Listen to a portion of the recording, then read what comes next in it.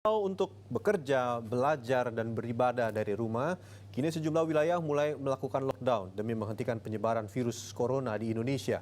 Dampaknya, masyarakat pun kehilangan sebagian besar pendapatan karena roda ekonomi melambat perputarannya. Nah, kami akan berbagi inspirasi cara sederhana mendulang rezeki dari rumah yang bisa dilakukan dengan modal minimalis. Apa sajakah itu? Ini dia pemirsa.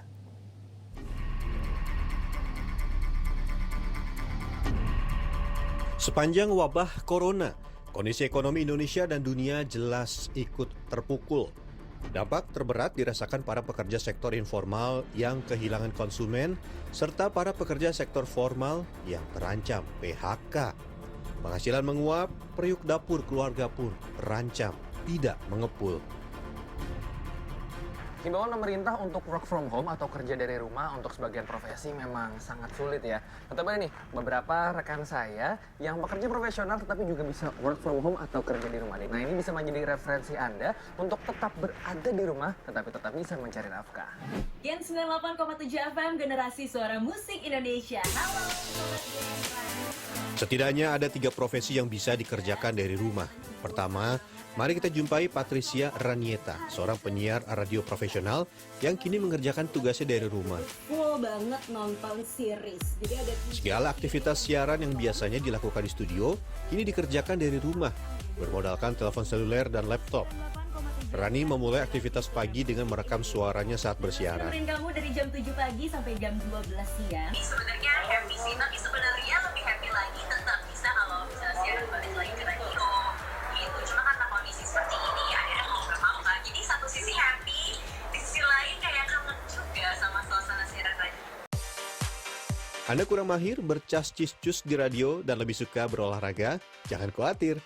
Nah, perkenalkan Melissa Gilbert, pelatih Zumba berlisensi internasional yang belakangan juga harus mengajar kelasnya secara online. Puluhan anggotanya pun menggantikan tatap muka secara digital.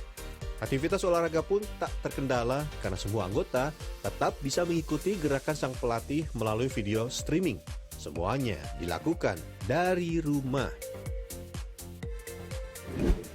Siaran kurang mahir, olahraga tidak berminat, dan lebih suka bermusik? Jangan khawatir, jumpai rekan saya yang ketiga, Yesi Kristianto.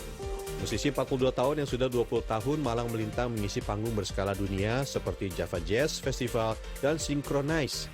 Yesi pun tidak absen mengajar para muridnya secara online. Ia membuat video tutorial yang bisa diakses via kanal YouTube yang sudah dirintis sejak tahun 2012. Para siswanya pun bisa mengikuti semua panduan sang tutor secara digital dari rumah.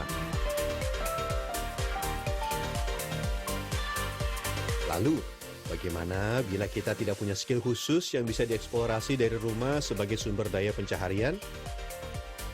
Tadi ada penyiar radio, ada instruktur olahraga, ada juga guru musik yang secara online. Nah, tapi saya nggak ada nih talent tersebut, misalkan mau yang mencari uang dengan unskill misalkan. Nah, bisa nih membuat kerajinan online ataupun yang sesederhana adalah menjadi reseller. Semuanya memanfaatkannya ada di rumah Anda.